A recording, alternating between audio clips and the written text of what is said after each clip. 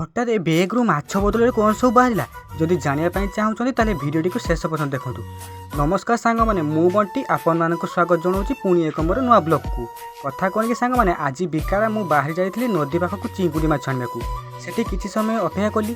अपेक्षा पर से भाई आसिले आसिक जाल उठेबा नदी भितर गले आई भितर सेठारे बुलाबुली करूँ। मुझे नई पाखे बहुत गुड़ाए चिंगुड़ी चाष गुड़िया थिला देखा बहुत सुंदर लगुला।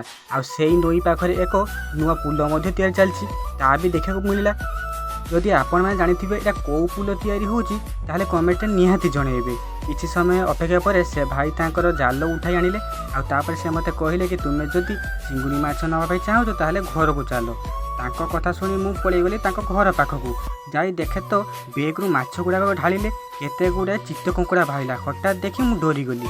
तापर चिंगुड़ी गुड़ाक बछा बछी करला परे मते चिंगुड़ी गोटे केजी मापी दे बाहरी गले तांकर अन्य काम तापर मु पलि आसिले घर को। वीडियो जदि भल लगे भिडियो को लाइक कर चैनल को सब्सक्राइब कर रही। जय जगन्नाथ।